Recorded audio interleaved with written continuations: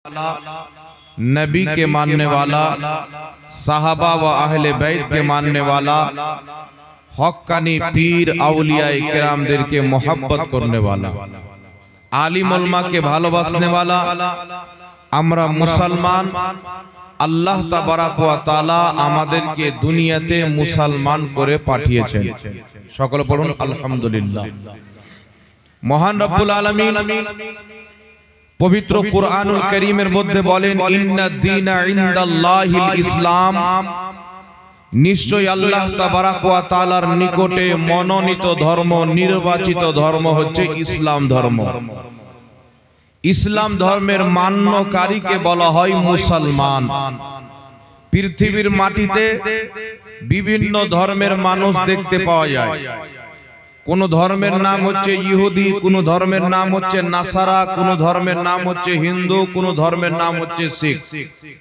সমস্ত ধর্মের ব্যাপারে আমাদের কোরআন বলছেন, লাকুম দীনুকুম ওয়ালিয়া দীন, তোমরা তোমাদের ধর্ম পালন করবে, আমরা আমাদের ধর্ম পালন করব। আমরা কোন ধর্মকে গালি দিই না, আমরা কোন ধর্মকে খারাপ বলি না, তবে আমাদের নিকটে আমাদের ধর্ম হচ্ছে শ্রেষ্ঠ ধর্ম, কারণ আমাদের ধর্ম বানানেওয়ালা স্বয়ং আল্লাহ এবং তার রাসূল বলেন সুবহানাল্লাহ।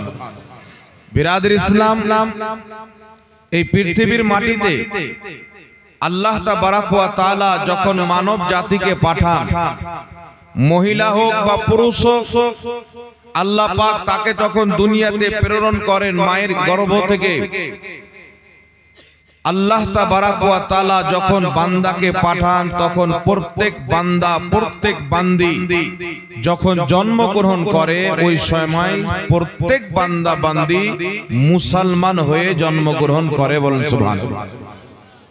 আমাদের নবী সাল্লাল্লাহু আলাইহি ওয়াসাল্লাম বলেন, বাচ্চা যখন জন্মগ্রহণ করে, পুরুষ হোক আর মহিলা হোক, সেই যে কোনো ধর্মের মান্যকারীর বাড়িতে হোক, বাচ্চা যখন জন্মগ্রহণ করে ওই সমাজে সে মুসলমান থাকে। যদি সেই বাচ্চার পিতামাতা মাজুসি থাকে, নিজের কালচার তার সন্তানকে শিখিয়ে তাকে মাজুসি বানিয়ে দেয়। যদি পিতা এবং মাতা ইহুদি থাকে, নাসারা থাকে, নিজের কালচার নিজের ব্যবহার দিয়ে তাকে ইহুদি বানিয়ে দেয়, নাসারা বানিয়ে দেয়। কিন্তু যখন জন্মগ্রহণ করে, যার বাড়িতে হোক না কেন, ওই বাচ্চা মুসলমান হয়ে জন্মগ্রহণ করে। বলেন সুবহানাল্লাহ। এটা আমার আপনার নবী সাল্লাল্লাহু আলাইহি ওয়াসাল্লাম বলেছেন। কারণ মানুষ যখন জন্মগ্রহণ করে, এই পৃথিবীতে আসার পূর্বে আমার আপনার সকলের আত্মাকে আল্লাহ তাবারাক ওয়া তাআলা রূহের জগতে একত্রিত করেছেন। আত্মার জগতে আল্লাহ একত্রিত করে বলেন, হে আমার বান্দা বান্দিরা, আমি কি আল্লাহ তোমাদের রব নয়? প্রত্যেক ব্যক্তি নিজের জবান দিয়ে আল্লাহ পাককে রব স্বীকার করেছেন যে হ্যাঁ আল্লাহ তুমি আমাদের রব। আত্মার জগতে আল্লাহকে রব মানার কারণে, আল্লাহকে এক বিশ্বাস করার কারণে, বাচ্চা যখন মায়ের পেট থেকে জন্মগ্রহণ করে তখন পর্যন্ত মুসলমান থাকে। যতদিন পর্যন্ত তার পিতা তার মাতা নিজের কালচার দিয়ে নিজের ধর্ম না শিখিয়ে দেয়, বাচ্চা বাচ্চি মুসলমান হয়েই দুনিয়াতে আসে। জোরে বলেন সুবহানাল্লাহ। তো আমরা যত আল্লাহর শুকরিয়া আদায় করি কম, কারণ আল্লাহ তাবারাক ওয়া তাআলা আমাদেরকে মুসলমান বানিয়ে মুসলমানের বাড়িতে পাঠিয়েছেন। আল্লাহ যদি চাইতেন ইহুদির বাড়ি পাঠিয়ে দিতেন, আল্লাহ যদি চাইতেন নাসারার বাড়ি পাঠিয়ে দিতেন, আল্লাহ যদি চাইতেন হিন্দুর বাড়ি পাঠিয়ে দিতেন, কিন্তু আল্লাহ পাক কত বড় রহমান, আল্লাহ আমাদেরকে মুসলমান বানিয়ে মুসলমানের বাড়িতে পাঠিয়েছেন। জোরে বলেন সুবহানাল্লাহ। আর মুসলমান যারা হবে, মুসলমানদের জন্য এই দুনিয়া হচ্ছে জেলখানা, আর কাফিরদের জন্য এই দুনিয়া হচ্ছে জান্নাত। আমার নবী বলছেন, দুনিয়া কাফিরদের জন্য জান্নাত, মুসলমানদের জন্য জেলখানা। কারণ কি? একজন কাফির অমুসলিম শরাব পান করবে, একজন অমুসলিম হারাম পথে চলবে, একজন অমুসলিম সুদ খাবে, একজন অমুসলিম জুয়া খেলবে, একজন অমুসলিম নামাজ পড়বে না। কিন্তু যেই ব্যক্তি মুসলমান হবে সে সুদ খেতে পাবে না, সে দারু পান করতে পারবে না, সে জুয়া খেলতে পারবে না।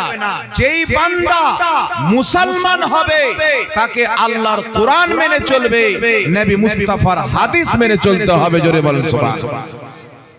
তাই আমার আপনার নবী সাল্লাল্লাহু আলাইহি সাল্লাম বলছেন, দুনিয়া কাফিরদের জন্য জান্নাত, মুমিনদের জন্য জেলখানা।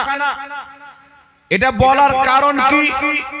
বলার কারণ হচ্ছে আমরা দেখতে পাই অনেক ধর্মের তিনাদের ভগবানদের, তিনাদের খোদার যখন পূজা করে, দারু পান করে থাকে, গান বাজনা করে, তাদের যেমন ইচ্ছা তেমন করে ইবাদত করে। কিন্তু আমরা মুসলমান, আমাদের ইচ্ছা মোতাবেক আমরা ইবাদত করতে পারবো? কেউ যদি চায় আমি দারু পান করে ইবাদত করব, করতে পারে না। কেউ যদি চায় আমি শরাব পান করব, করতে পারে না। জুয়া খেলবো, খেলতে পারে না। কারণ যেই ব্যক্তি মুসলমান হবে ওই ব্যক্তির জন্য আল্লাহ আল্লাহ রাসূলের হুকুম মানা ফরজ হয়ে যাবে। জোরে বলুন সুবহানাল্লাহ। আমার আপনার নবী সাল্লাল্লাহু আলাইহি সাল্লাম বলেন, মিশকাত শরীফ ঈমানের অধ্যায়ে হাদিস, রাসূল পাক বলছেন, বুনিয়াল ইসলাম আলা খামসিন, ইসলামের ভিট হচ্ছে 5টি জিনিসের উপরে। রাসূল কায়নাত বলছেন, আশহাদু আল্লা ইলাহা ইল্লাল্লাহ ওয়া আশহাদু আন্না মুহাম্মাদান আবদুহু ওয়া রাসূলুহু। রাসূল পাক বলছেন ওই 5টি ভিটের মধ্যে সর্বপ্রথম ভিট হচ্ছে আল্লাহকে এক বিশ্বাস করা, মুহাম্মদ সাল্লাল্লাহু আলাইহি সাল্লামকে আল্লাহর নবী এবং আল্লাহর প্রিয় বান্দা বিশ্বাস করা। জোরে বলেন সুবহানাল্লাহ। আপনি যখন আল্লাহকে এক বিশ্বাস করলেন, মুহাম্মদ সাল্লাল্লাহু আলাইহি সাল্লামকে আল্লাহর হাবিব বিশ্বাস করলেন, নবী মেনে নিলেন, আপনি হয়ে গেলেন মুসলমান। আপনি যখন মুসলমান হয়ে গেলেন, ইকামিস সালাত, নামাজ আপনার উপরে ফরজ হয়ে গেল, ইতাইজ যাকাত, মাল থাকলে যাকাত ফরজ হয়ে গেল, ওয়াল হজ, মাল থাকলে হজ ফরজ হয়ে গেল, ওয়া সাওমে রমজান, এবং রমজান মাসের রোজাও আপনার উপরে ফরজ হয়ে গেল। জোরে বলতে হবে সুবহানাল্লাহ। একজন অমুসলিমের উপরে নামাজ ফরজ নাই। তাই নবী পাক সাল্লাল্লাহু আলাইহি সাল্লাম বলেন, যেই ব্যক্তি জেনে শুনে এক ওয়াক্তের নামাজ বিনা কারণে, বিনা প্রয়োজনে ছেড়ে দিল, সেই ব্যক্তি কাফিরের মতো কাজ করলো, ওয়া মুসলিমের মতো কাজ করলো। কারণ যেই ব্যক্তি